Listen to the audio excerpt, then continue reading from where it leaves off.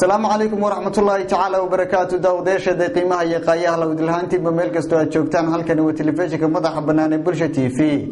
حارتي سجودة مقالة هرقيسة داوديال waxa la soo gaaray aamintaan hadeero kala waruuxi dalka dibadda naga soo gaadheen hawadeeda ka soo baahino warkana waxa uu diyaar u dila socodsiin doona hadii Allah uu dilayno aniga Cabdiraxmaan Fantastiga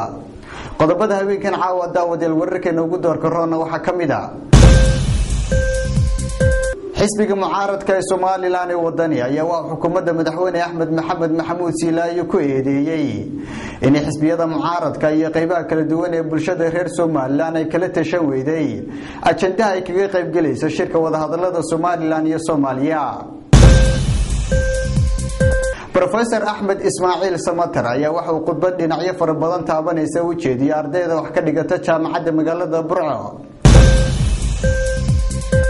ciidamada badda ee dalka Talyaaniga ayaa waxay sheegeen inay badbaadiyeen 1,000 qof oo tahriibayaal ah 24 saacadood ee la soo dhaafay daawadeel kuwaasi waxa ay qodobada wararkeena ugu doorka roon hadana ku soo dhawaada warka oo faahfaahsan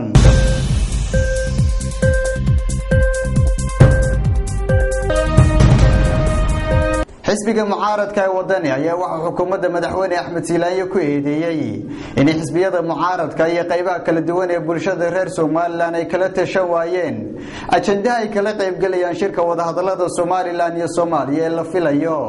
inuu ka bilaabo dalkaasi Turkiga xisbiga mucaaradka ee wadani ayaa waxa uu maanta uu si kulul uga hadlay shirka wada hadallada Soomaaliland iyo Soomaaliya ee la filayo inuu dhawaan ka bilaabo dalkaasi Turkiga shir jireed oo maanta xarunta xisbiga mucaaradka ee wadani ku qab gudoomiyaha gudida arrimaha dibadda ee xisbiga mucaaradka wadani Dr. Maxamed Cismaan Fadal iyo Xasan Xuseen Codire oo kamid ah mas'uuliyiinta sarsare xisbiga mucaaradka wadani ayaa waxay xukuumadda madaxweyne Axmed Maxamed Maxamuud Siilaayo ay ku dhaliileen inay kala tashan weeday xisbiyada mucaaradka ee Soomaaliland iyo qaybaha kala duwan ee bulshada reer Soomaaliland ajanda ay kaga qayb galayso shirka wada hadallada Soomaaliland iyo Soomaaliya gudoomiyaha gudida arrimaha dibadda ee xisbiga mucaaradka ee wadani Dr. Maxamed Cismaan Fadal oo isagoo arrimahaas ka hadlaya ayaa waxa uu yiri haddaan u baxatay arrimaha dibadda waxaynu wada ogsoonahay in wasiirka khaarijiga ee Soomaaliland uu habeen hore iclaamiyay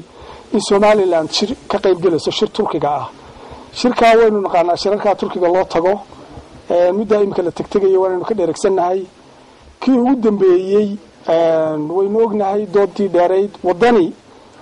mar walba wuxuu ka hadlay isagoo ummadda matila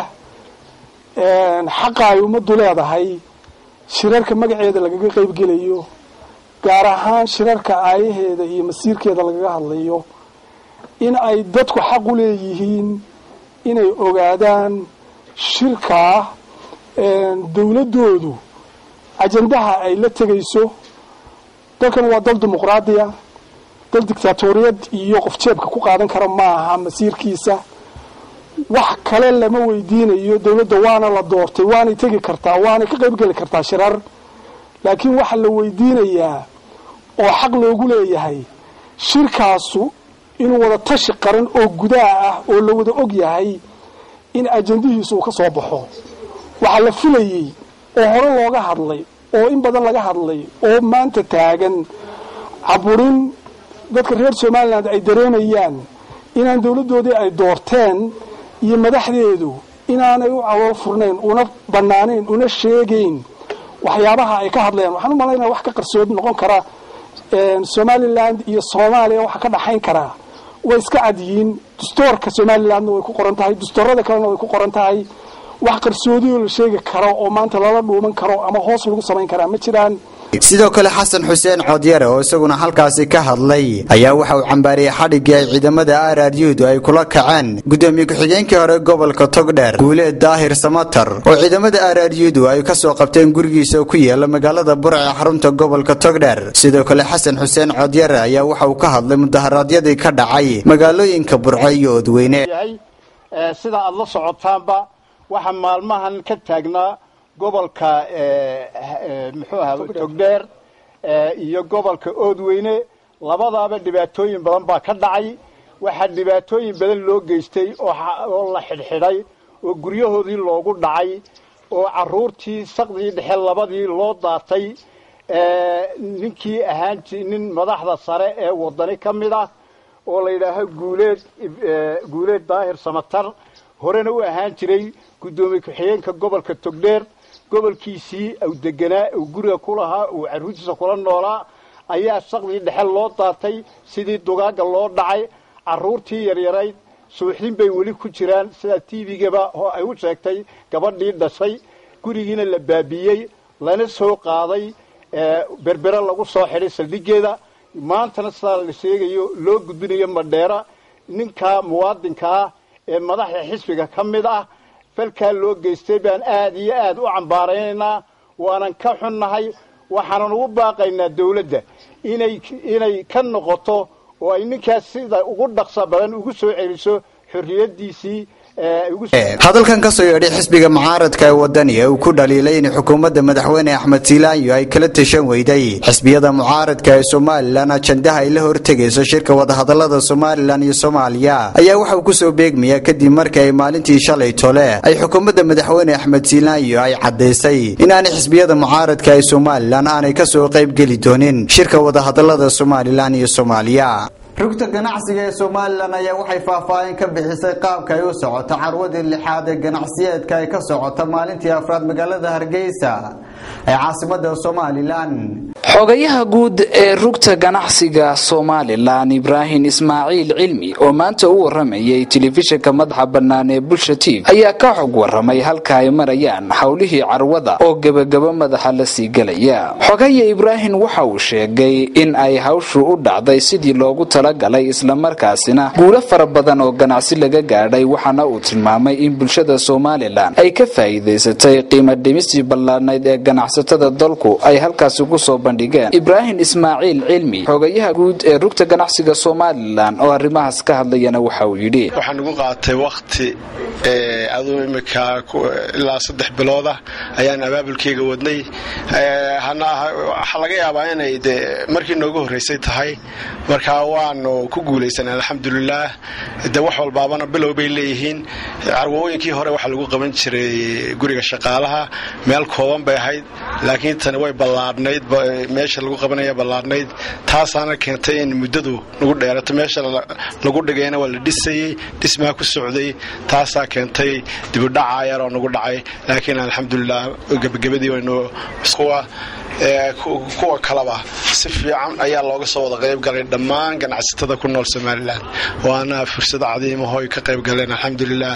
waana arkaysaa quruxda meesha ka muuqata iyo dadweynaha ka soo qayb galaya tirada intuu leeyahay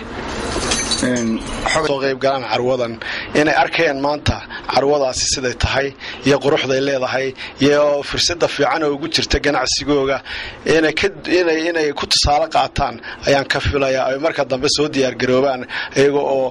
waxoogisita ay carwada la yimaadaan qayb ka qaataan lixaad leh ayaan u soo jeedinayaa bulshadaasi aan ka soo qayb galin ganacsiga maanta tirak yar ah ayaa ka maqan intaana waxaan ku goobaabinaynaa inay ka soo qayb galaan oo sida ganacsatadooda waaweyn oo kale marka labaad la qabanayo carwadan oo kale ay ka soo qayb galaan oo ina ka baqan u noqonayso arin ayaga ganacsigooda inuu dhiiri gelinaysa inuu si ballaadhay aan wax kale ku keenay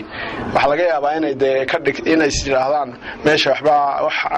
laakiin marketing baa u noqonaysa adduunyada dhan baa arkaysa TV walba laga sii deynayaa Soomaaliland caalamkuna waxa markay arkaan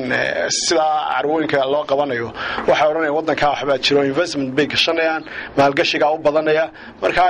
Professor Ahmed Ismaaciil Samatar ayaa waxa uu khudbad dhinacyo fara badan taabanaysa habeenkii xalayto la u jeediyay ardayda wax ka dhigata jaamacadda magaalada Burco ee xarunta gobolka Togdheer sidoo faahfaahinta warbixintaas uu noogu soo diray wariyahayaga Alaaba nooga soo waramo magaalada Burco ee xarunta gobolka Togdheer Cabdiqani Iimaan Xasan Professor Ahmed Ismaaciil Samatar ayaa kulan ballaaran kula qaatay howlka jaamacadda magaalada Burco habeennimadii xalay ardayda wax ka barata jaamacadda magaalada Burco iyo marti sharaf kale oo isugu jirta qaybaha kala duwan ee bulshada waxaana professorka halkaasi ka soo jeediyay khudbad dheer oo qiimo badan isla markaana ku saabsanayd sidii jamhuuriyadda Soomaaliland uga mid noqon lahayd beesha caalamka waxaana professorku sheegay in maanta loo baahan yahay in dadaal dheer loo galo sidii beesha caalamka loola xidhiidhi lahaa isla markaana qadiyadda Soomaaliland loo horgeyn lahaa